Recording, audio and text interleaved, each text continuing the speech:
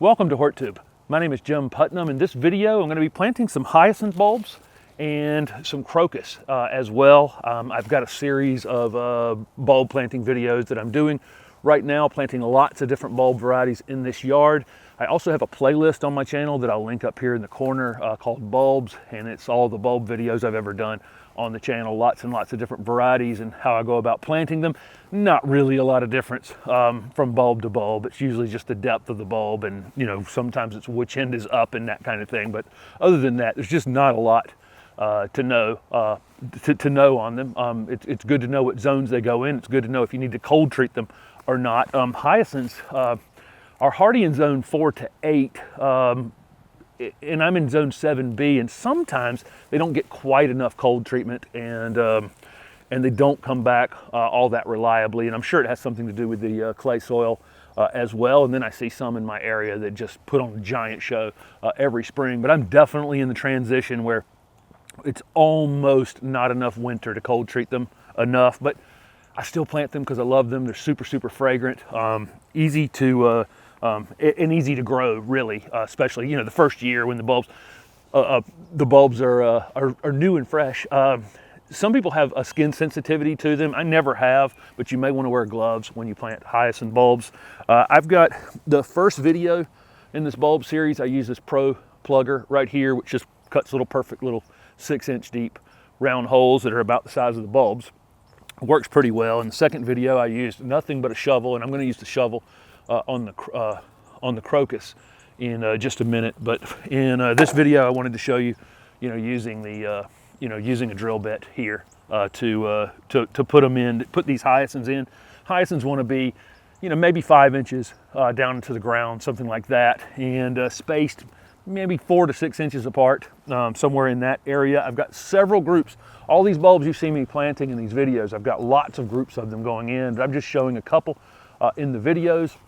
But all I'm basically going to do here is pull back the mulch in the areas that I'm planting them in.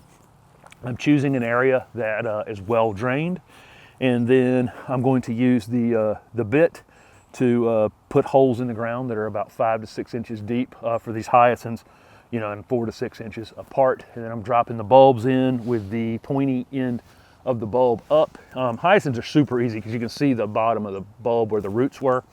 And then I'm covering them up, tamping the soil down lightly, putting my mulch back over them. I'm going to water them once, and then I get regular rainfall through the winter. I don't think I'd need to water these again. And all of my bulbs will get fertilized at the exact same time that all of my shrubs get fertilized in the spring. The bulbs will be almost finished blooming by the time I'm fertilizing everything in the yard. The foliage on these you leave in place after they're finished blooming in the spring, and you let them absorb the sun's energy and put that back into the bulb. Hyacinths definitely going to want to be in the sun in the spring. It's okay if you put some of these bulbs under deciduous trees, as long as they're getting direct sun at the time they're coming up in the spring. Usually that's okay. And that's pretty much it on hyacinths. Let's move on to crocus. So you saw how effective and quick the auger bit is on the hyacinths over there. One other note is each of these groups of bulbs I put in, I do put some sort of tag in place because I'm going to be doing a lot of additional planting out here this winter. I don't want to be digging my bulbs up, so I am marking where all these groupings are going. And like I say, I'm going to show you one group of hyacinths going in and one group of crocus going in. I have lots that are actually, lots of other groups of them. And so this is going to be quite showy. So again, crocus bulbs are tiny. They're super easy to know the right end up because they're almost always, the new growth is almost always poking out. Hopefully it'll focus on that.